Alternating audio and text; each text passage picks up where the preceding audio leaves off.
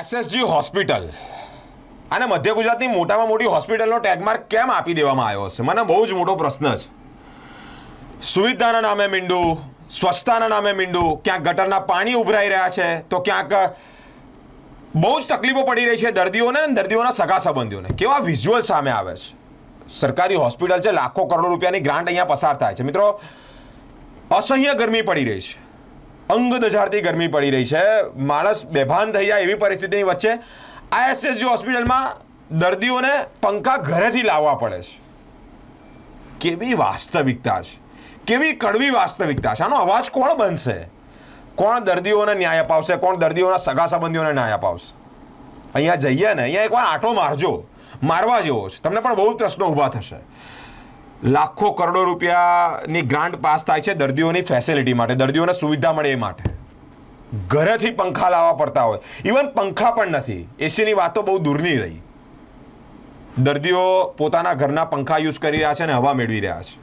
એક બાજુ જીવન મરણ વચ્ચે ઝોલા ખાવાની પરિસ્થિતિ હોય, લોકોના શ્વાસ ઊંચા ચડી ગયા હોય કે આ વ્યક્તિ જીવશે કે કેમ, અને જે ઈજાઓ થઈ છે તેની સારવાર વ્યવસ્થિત થશે કે કેમ, અને એવામાં આ અસહ્ય ગરમીમાં પંખા ઘરેથી લાવવા પડી રહ્યા છે.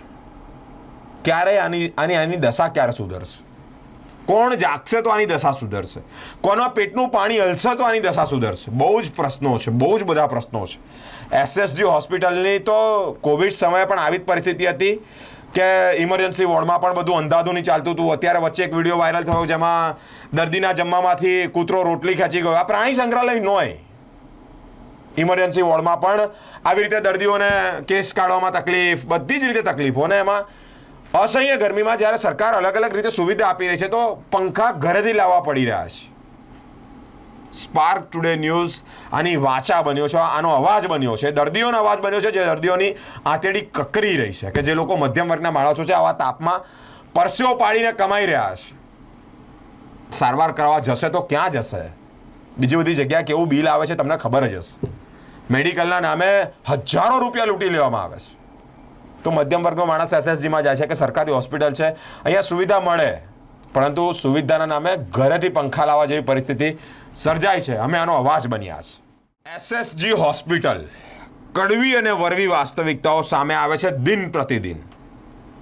એ એસીવાળા રૂમમાં કે એસીવાળી ઓફિસોમાં લાંબા પગ કરીને બેઠેલા અધિકારીઓને શું ખબર પડે કે આ દર્દીઓને કેવી ગરમી લાગી રહી છે, કેવો એ લોકો પોતે અત્યારે પીડા વેઠી રહ્યા છે.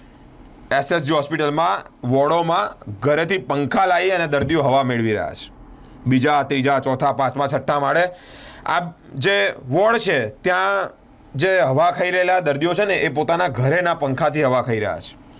હોસ્પિટલમાં એસીની વાત તો દૂર, ઇવન પંખા પણ નથી મળતા. કાળઝાળ ગરમી છે. આ ગરમીથી દર્દીઓ પરેશાન થઈ રહ્યા છે. અહીંયાના આરએમઓનું નિવેદન સામે આવ્યું છે કે આ બાબતે અમે ધ્યાન રાખીશું. અરે ક્યારે ધ્યાન રાખશો? ગરમી પતી જશે, ઠંડક પ્રસરશે, પછી તમે કહેશો કે અમે પંખા ને એસી નખાઈશું. દર્દીઓને સમજાવીશું કે પંખા ન લાવે.